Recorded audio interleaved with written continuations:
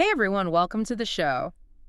Have you ever thought, what if just a normal weekend with friends could suddenly turn into something crazy, like with hidden feelings and dangerous secrets and a reality you wouldn't believe? Yeah, that's a really interesting question. Well, that's kind of what we're going to be talking about today as we deep dive into 3 Seconds and Gone by Torie Gaylord.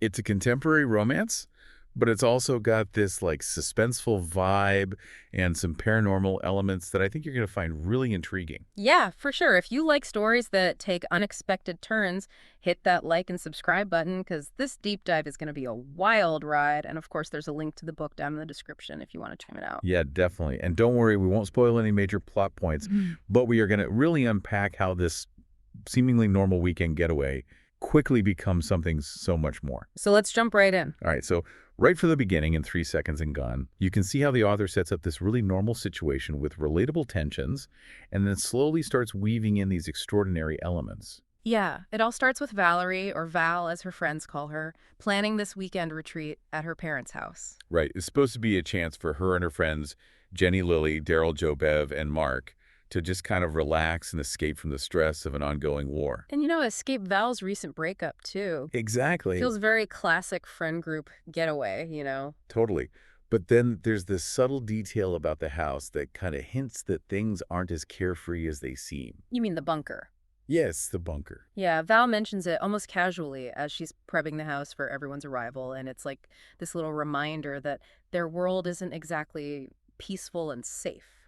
It definitely foreshadows some things to come, but it also immediately sets the stage for a deeper level of anxiety that's present even in their everyday lives. For sure, it's not just about escaping personal drama, there's this bigger external threat looming over them. Right, and that detail about the bunker, it really makes their need for connection and escape even more significant, don't you think? Absolutely, and then things get even more interesting when Jenny arrives with Chris, a mutual friend that Val hasn't seen in a while. Ah, yes, the matchmaking friend. Oh, yeah, you can totally tell that Jenny is trying to set them up, and Val's internal reaction is really telling. How so? Well, she's hesitant. She's not really interested in being set up again, especially after her recent breakup. That makes sense. She's probably not looking to jump into another relationship so quickly. Exactly. And that's what makes her interactions with Chris even more intriguing because the attraction is definitely there. Oh, yeah, their initial banter is super flirtatious, and they even almost kiss. Almost. But then they get interrupted. By Jenny, of course. Of course. And Val's reaction is what's really interesting. What do you mean? Well, she actually feels relieved that they were interrupted. Oh, wow. So she's clearly holding back. Maybe she's worried about getting hurt again Yeah. or repeating past mistakes. Right. And it really highlights the inner conflict she's going through. She's attracted to Chris, but she's also wary of rushing into anything new. It's a relatable struggle for sure, trying to balance those feelings of attraction with the need to protect yourself after a heartbreak. And then even with all this personal drama going on, the reality of the war keeps coming back into focus. That's true. Val talks about how civilian life has become so limited, everyone's just working and staying home mostly. Yeah, and the fact that they need a bunker, even for a casual weekend getaway, speaks volumes about the constant threat they live with. It makes you wonder how that kind of pressure affects their relationships and their choices. Oh, definitely. But, despite all that tension, they do try to have fun. Like with the poker game. Yeah, they break out a game of Texas Hold'em, and the playful banter between Val and Chris continues. Sounds like the flirting is still going strong. Oh, yeah, for sure. And there's this moment where Val notices Chris glancing at her. And she seems surprised by it. Yeah, like she hadn't fully registered his interest before, or maybe she's trying to ignore it. Interesting. Maybe this weekend is giving them a chance to see each other in a new light. Maybe, and then Chris reveals something kind of personal to Val. What does he say? He tells her that Jenny doesn't know everything that's going on in his life and that he's really enjoying spending time with her. Ooh, that's a bit of a loaded statement. It is, and they almost kiss again. Almost. Almost. Jenny comes back with pizza. Jenny with the perfect timing. But I'm curious, why do you think their kiss keeps getting interrupted? Well, I think it adds to the suspense. It makes you wonder what's going to happen between them. That's true. And maybe it also highlights Val's hesitation to move too quickly. Yeah, I think that's part of it too. So later, Val and Chris decide to explore the basement bunker. Oh, and she points out how well stocked it is. Right. She specifically says that's one of the reasons they chose this house for the weekend. Makes sense with the war going on. That's kind of ironic, Pretty though. cool. Well, they're in this space designed for safety and protection from the outside world. But it's also becoming a place where a different kind of intimacy might develop. Oh, for sure. And that's exactly what starts to happen when they go out to the backyard. They're admiring the view, and things start to get a little bit romantic again, Until they get interrupted again. this time by Jenny and Lily. Yep. It's like someone or something is determined to keep these two apart. It definitely makes you wonder if maybe they're not meant to be together, or if there's something else at play here. Yeah, and speaking of Lily, she brings a whole other level of complexity to the group dynamics. What do you mean? Well, she's got this really sassy personality, and she's also going through a recent breakup. Oh, so she's probably not in the best mood for a lovey-dovey weekend. Right, and she makes a few comments about Val's dating life that suggest there's some history. There may be some bad choices in Val's past. Ooh, juicy details, and we love those. Val, being the considerate friend that she is, she apologizes to Chris for Lily's behavior. Good for her. Yeah, and during their exchange, they actually acknowledge the almost kiss from earlier. So they're both aware of the attraction, and they're open to seeing where things go. Totally. And while all of that is happening, Jenny and Lily are busy gossiping, which gives Val and Chris a chance to sneak away to the fire pit. Ah, a little bit of privacy at last. Finally, and Chris takes the opportunity to ask Val about her relationship with Lily. He wants to understand the dynamics of the group. Exactly. And Val, being Val, she's completely honest with him. What does she say? She warns him about Lily's intense personality and even suggests that Lily might be interested in him. Wow, that's surprisingly direct. Right. But I think it shows a level of self-awareness and a willingness to be open about potentially complicated situations. It also allows her to see how Chris reacts to this kind of information. Yeah, and she doesn't stop there. She goes on to give Chris a full rundown of the other friends who are coming. She's giving him the lay of the land. Exactly. She tells him about Daryl and how protective he is of her and hints at their past romantic history. Oh, potential love triangle alert. For sure. And then there's Jenny, who apparently has feelings for Daryl. This is getting complicated. It is. She also mentions Joe and Bev, who are generally pretty easygoing, and Mark, who's currently flirting with Lily. It's like a whole web of relationships. It is, and it's only going to get more tangled as the weekend goes on. Can't wait to see how it all unfolds. So Daryl finally arrives, and his first comment is about Val's dating life. He's noticed her interactions with Chris, and Val picks up on something else too. Yeah, she notices a sadness in his eyes, which tells us that their past relationship maybe wasn't as simple as she made it seem. There's definitely more to that story. And then when Daryl and Chris meet for the first time, the tension is palpable. Oh yeah, they're definitely sizing each other up. Like two wolves circling each other. Exactly. And then we have Mark joining the group. And he and Chris seem to get along okay, which at least avoids any immediate drama. For now. Right? But Val can't help but notice Daryl watching her intently. Those lingering feelings. And now she's got all these different dynamics swirling around her past with Daryl, her growing interest in Chris and Jenny's feelings for Daryl. Yeah, it's a recipe for some serious romantic complications. Absolutely. And to maybe lighten the mood a bit, they decide to have a chicken fight in the hot tub. A classic friend group tradition. It's probably a good way to release some of that tension they've been carrying around. Yeah. And later, by the infinity pool, Chris finally asks Val about her relationship with Daryl. He's not beating around the bush. Nope. He wants to know where he stands. And what does Val say? She downplays it. Of course, she says it was brief and that they're just friends now. But Chris doesn't seem convinced. No, he points out that Daryl's behavior suggests otherwise. He's a smart guy. He is. And as the evening winds down, Val retreats to her room and her mind is racing. What's she thinking about? Well, she's replaying her interactions with Chris and the resurfacing feelings for Daryl. And the gossip about Jenny's interference. All of it. And she has a feeling that Daryl might come knocking on her door later. That's some serious intuition. She's usually right about these things. And is she right this time? Oh, yeah. There's a knock on her door, and it's Daryl asking if they can talk. The moment of truth. And what he reveals changes everything. Spill the tea. Okay, so Daryl confesses that he told Jenny months ago about his feelings for Val. Wait, what? Yeah, and he explains that he's been distancing himself from the group because he was upset that Jenny never told Val. So Jenny's been deliberately keeping them apart this whole time. It seems like it. Wow, that's a huge betrayal of trust. It is. And Val confirms that she knew about Jenny's feelings for Daryl, so Jenny knew about both of their feelings and still chose to keep them apart. That's messed up. I know, right? And then Daryl kind of laughs nervously and says that Joe and Bev had spilled the beans about his feelings earlier. So everyone knew except Val. Apparently. This is like a soap opera. I know. And then comes the really big moment.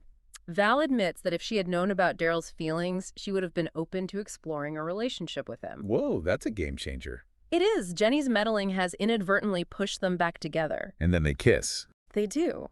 And it sounds pretty intense, like those suppressed feelings are finally coming out. It's about time. But of course. Don't tell me Jenny interrupts them again. You guessed it. She walks in on them and makes a snarky comment about how quickly they've reconnected. Of course she does.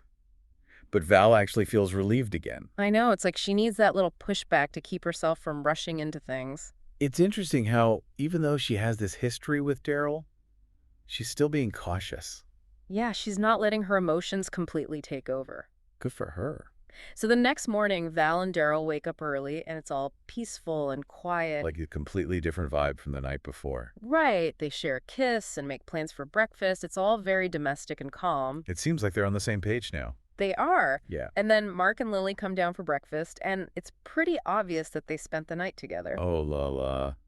Looks like romance is blooming all over the place. It is. Joe and Bev even comment on it. So everyone's coupled up, except Jenny and Chris. Well, Jenny and Chris come down a little later, and they definitely don't look as happy as the other couples. I bet Jenny is not thrilled about Daryl and Val. Probably not. She even makes a grumpy comment that seems directed at Mark and Lily. Sounds like someone's feeling a little left out. And then she asks Daryl point blank where he slept. Oh, she's fishing for information. She is. She notices that his room was empty. And Val is relieved that Jenny hasn't figured out yet. Yeah, she's happy to keep their little secret a little longer. But I bet Chris has his suspicions. Oh yeah, he shares a knowing look with Val like he's figured out what happened. He's definitely more perceptive than Jenny gives him credit for. For sure. But just as things are settling down a bit, they get a harsh reminder of the world outside their little love bubble. What happens?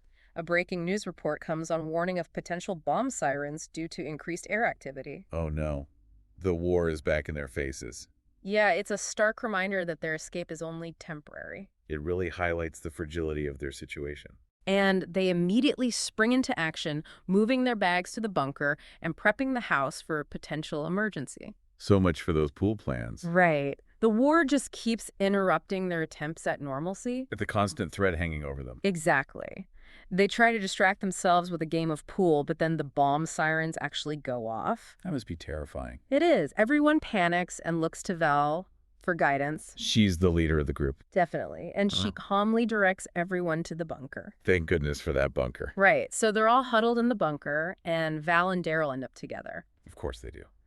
And Daryl tries to comfort Val, acknowledging how stressed she is. She's got a lot on her plate. She does. And she starts to get emotional.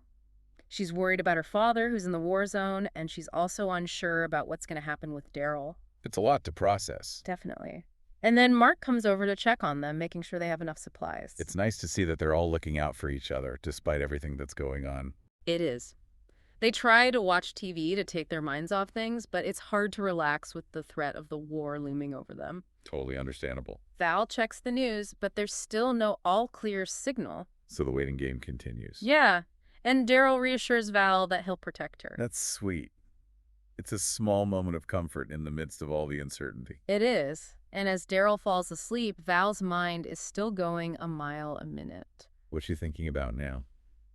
She's replaying the day's events, you know, the connection with Chris, the rekindled feelings for Daryl. And Jenny's betrayal. Right. She's feeling hurt and confused by Jenny's actions, but she finds comfort in Daryl's honesty. It's good that she has someone she can trust. It is, but then something truly bizarre happens. What do you mean? Val wakes up and she's not in the bunker anymore. Where is she? She's in an unfamiliar city, completely alone. Her friends are gone, and she has no idea how she got there. Whoa, that's a major twist. I know, right? The weekend getaway has just turned into a full-blown mystery. This is getting really interesting. And to make things even stranger, her motorcycle is there with her. A motorcycle? Yeah, her Yamaha YZF R7. It's parked in a garage in perfect condition. But how did it get there? That's the million-dollar question. It's like a piece of her old life has followed her into this strange new reality. I wonder if it's a clue to what's going on. Maybe. So Val decides to explore this new city, and it's completely different from anything she's ever seen before. How so?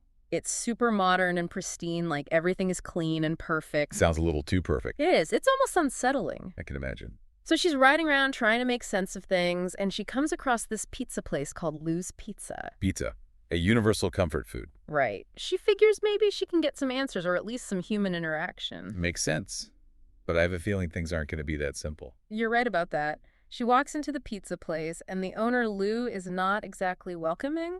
Oh, no. Sounds like trouble. He's kind of intimidating, and he doesn't seem interested in helping her. Not the friendly face she was hoping for. Nope. But then she explains her situation, how she's completely disoriented and doesn't know how she got there. And does that change his attitude? A little. He softens slightly, like maybe he sees that she's genuinely lost and confused. A glimmer of hope? Yeah. And she decides to take a chance and tell him everything. Everything. The weekend with her friends, the weird connection with Daryl, and the fact that she woke up in a completely different city. She's laying it all out there. She is. And then Lou drops a bombshell. What does he say? He hints that there's more to reality than she realizes, things that are far more complex than she can imagine. Ooh, that's cryptic. Right. It's But- like he's suggesting that her situation is just the tip of the iceberg. I wonder what he knows. Me too. Yeah. And then he says something even crazier. Lay it on me. He tells her that werewolves exist. Werewolves, come on. I know, it sounds crazy, but at this point, Val is willing to believe anything. I mean, she did just wake up in a random city, so why not werewolves? Exactly. Her whole world has been turned upside down, so the existence of werewolves doesn't seem that far-fetched anymore. I guess you're right. And she needs answers. She wants to know how to get back home. So she's hoping Lou can help her. Yeah. And Lou reveals that he's a werewolf himself. Wait, seriously? Yep. He was turned by this guy named Warwick, who's the leader of another werewolf pack. Okay, this just got a whole lot more intense. It did. Lee tells her about this violent encounter he had with Warwick that led to him being bitten and forced to transform. So Warwick sounds like bad news. He does. Lou goes on to explain that there's this whole hierarchy within the werewolf community, different packs with their own territories and power struggles. And Val has stumbled right into the middle of it. Yep. And then just as she's processing all of this information, guess who walks into the pizza place? Don't tell me. It's Warwick and his pack, and Daryl is with them. Daryl. No way. I know Lou tells Val to hide immediately. She must be freaking out. Totally. Yeah. Seeing Daryl with these werewolves is incredibly confusing and disturbing. It raises so many questions about who Daryl really is and what he's involved in. Right. And Lou, being the quick thinker that he is, he comes up with a plan. What's the plan? Val needs to attend Warwick's summer solstice ball and gather information. So she's going undercover. Exactly. Lou stresses how important it is for her to be deceptive and manipulative. This is dangerous stuff. It is. And to prepare her for the ball, Lou insists on taking her dress shopping. He wants her to look the part. Yep. He also tells her that she can't contact Daryl because Warwick is probably monitoring him. That's tough. She's completely isolated now. She is. She has to rely on Lou completely. I wonder if she can trust him. That's a good question. And to give her a cover, Lou tells her that she'll be working at the pizza place. So she's really embedding herself in this new world. She is. And Lou gives her specific instructions on how to attract Warwick's attention. It's all part of the plan. Right? And while she's trying on this beautiful dress for the ball, Val has a moment of longing. What do you mean? Well, she wishes that she could be wearing it on a real date with Daryl instead of as part of this dangerous scheme. That's kind of sad. It is. It shows how much she's sacrificing for this mission. Yeah, and how complicated her feelings are. Back at the restaurant, Lou gives Val a serious warning about Warwick. He's worried about her safety. He is. He emphasizes how dangerous Warwick is and how he might be interested in her. This is getting risky. It is. But Lou promises to protect her and do whatever he can to prevent Warwick from turning her into a werewolf. That's good to hear. Yeah. But then things get even more complicated when Daryl shows up at the pizza place. What? What's he doing there? He's confused. He doesn't believe Val's stories about werewolves and Warwick. He thinks Warwick is a good guy. Yeah, he says he's a good boss. This is strange. It is. He even mentions that he's heard rumors about people randomly appearing in the city, which weirdly validates Val's experience. Maybe he knows more than he's letting on. Maybe. And Val decides to ask him directly about his feelings for her from back in their old life. The big question. Right. And he confirms that he meant what he said, but he also says that he needs time to process everything that's happening before they can even think about a relationship. So he's pulling away. Yeah, he's basically saying it's not the right time. It's gotta hurt. It does. Val feels rejected and decides to focus on Lou's plan. She's putting her mission first. Yeah. And then Warwick shows up at the pizza place, just like they planned. There we go. And he immediately starts flirting with Val, inviting her to sit with him. She's playing her part well. She is.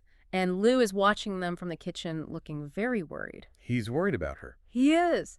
And he confronts her about it later, saying that she needs to be careful. He's walking a fine line between protecting her and using her for his plan. Definitely. And then Warwick invites Val to his summer solstice ball. And she says yes. She does. It's all going according to plan. This is getting intense. It is. And after Warwick leaves, Val expresses her unease to Lou. She's scared. Yeah, she's putting herself in a lot of danger. Lou needs to make sure he protects her. He does. Yeah. And he reassures her that he'll be at the ball with her. That's good. At least she won't be alone. Right. So while she's working at the pizza place, Val starts gathering information about the ball. She's doing her research. Yeah. And she also tries to learn more about Lou's past and the restrictions that Warwick has placed on him. She wants to understand the power dynamics of this new world. Exactly. And in a moment of vulnerability, Lou reveals that Warwick took someone very important away from him. Someone he loved. Yeah. It's clear that Lou has suffered a lot because of Warwick. This is heavy stuff. It is. And one night, Val has a few too many drinks, and Lou insists on taking her home to make sure she's safe. He's looking out for her. He is. And then just before the ball, Warwick pays Val a visit at her house. Oh, no. That's not good. No, it's not. He makes a cryptic comment about newcomers, which suggests that he might know more about how she got there than she realizes. Uh-oh. This could blow their whole plan. I know. And then at the ball, Lou subtly guides Val towards Warwick, and then he brings Daryl over to them. He's orchestrating this encounter. He wants to see how they interact. And how does it go? Not well. Val confronts Daryl about his mixed signals, and she tells him how hurt she was by his earlier hesitation. She's not holding back. Nope. And then Warwick interrupts them and makes a very possessive gesture towards Val. He's marking his territory. Yeah. And he gives Lou a warning to control his wolves. That aches. This is tense. It is. There's this underlying tension between Warwick and Lou about territory and maintaining peace. It feels like things could erupt at any moment. They could. And then Warwick actually attacks Lou. What?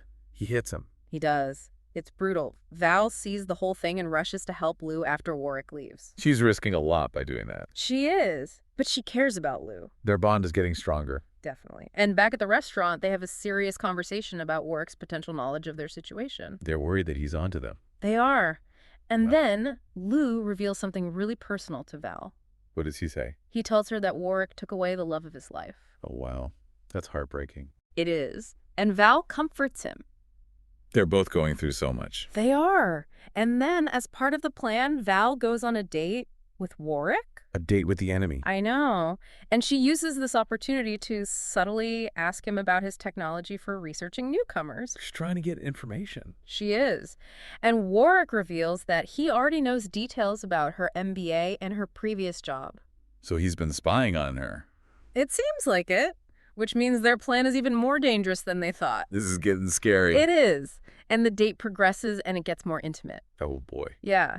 And Val uses this to confirm that Warwick does have technology that can be used to research newcomers. So their suspicions were right. They were, but it comes at a cost. Val is starting to feel conflicted about her role in all of this.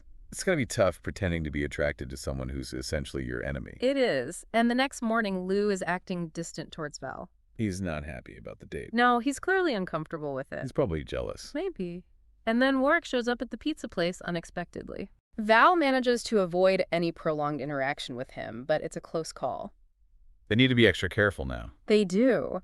And after Warwick leaves, Lou notices that Val is looking stressed and offers her a smoothie. That's sweet. He's trying to take care of her. He is. But then things take a turn for the worse when Val goes back to her house for a swim. What happens? She finds Lou there and he's injured again. Warwick attacked him again. It seems like it. And his healing is taking longer than before, which is worrying him. This is bad news. It is. Okay. And as Val is tending to his wounds, there's this moment of intense connection between them. They're drawn to each other. They are, but Val pulls away. She's not ready for a relationship, especially given everything that's going on. I can understand that. And then Warwick shows up at Val's house. What How did he find her? We don't know yet, but he makes it clear that he's attracted to her and he wants to spend more time with her. And what does she do? She agrees to have lunch with him the next day. She's playing a dangerous game. She is, but she sees it as another opportunity to get information. I hope she knows what she's doing. So during lunch, Val manages to plug a flash drive into Warwick's computer while they're getting intimate. She's a brave woman. She is. It's a huge risk, but she pulls it off. And does she get the files she needs? We don't know yet, but she's definitely shaken up by the experience. I can imagine. And then Daryl shows up at the pizza place again. He just can't stay away. He's still trying to figure things out, and he expresses his feelings for Val again. What does she say? She rejects him. She tells him that he burned that bridge, and she's moved on. Wow, that's gotta sting. It does. But she's done with him, especially after seeing him with Warwick. Makes sense. And that evening, Val and Lou have a quiet dinner together. They're processing everything that's happened. Yeah. And Lou moves Val's motorcycle to his garage for safekeeping. He's really protective of her. He is. And there's definitely some unspoken tension between them. They have feelings for each other. They do. But Val's hesitant to cross that line, especially given their